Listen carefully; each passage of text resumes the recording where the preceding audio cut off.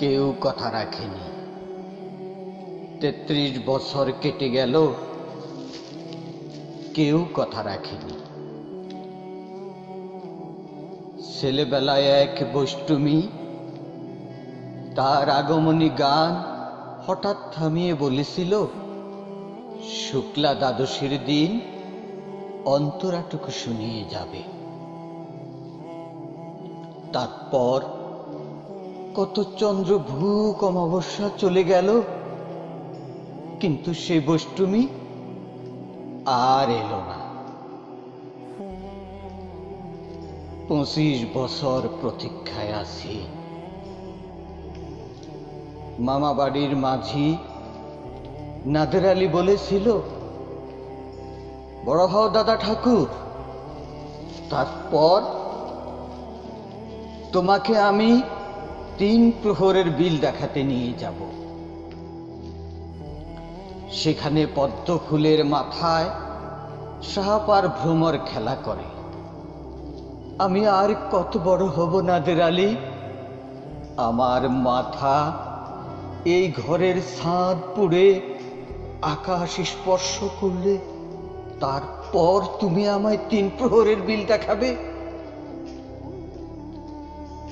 একটাও রয়েল গুলি কিনতে পারিনি কখনো।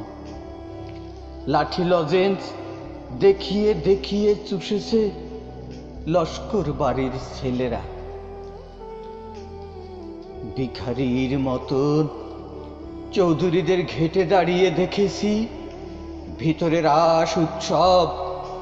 অবিরল রঙের ধারার মধ্যে সুবর্ণ কঙ্কন ফরা ফর্সা রমণীরা কত রকম আমোদে হেসেছে।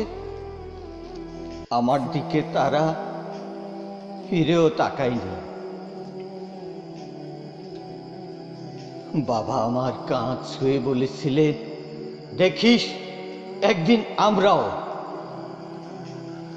বাবা এখন অন্ধ, আমাদের আর দেখা হয়নি কিছুই।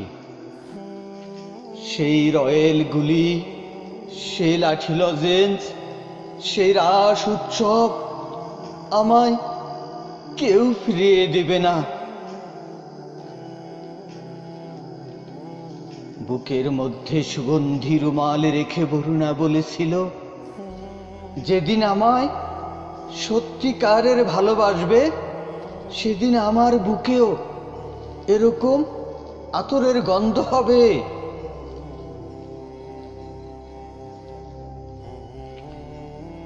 ভালোবাসার জন্য আমি হাতের মুঠোয় প্রাণ নিয়েছি। দুরন্ত ষাঁড়ের চোখে বেঁধেছি লাল কাপড়। বিশ্ব সংসার তন্ন তন্ন করে খুঁজে এনেছি ১০৮টা নীল পদ্ম। তবু কথা রাখিনি বরুণা। সে এখন যে কোনো গাঁয়ের বধূ, তার বুকে এখন শুধুই মাংসের গন্ধ।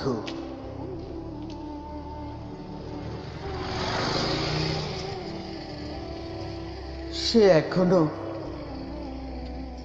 যে কোনো নারী। কেউ কথা রাখেনি, কেউ কথা রাখে না, কেউ কথা রাখেনি।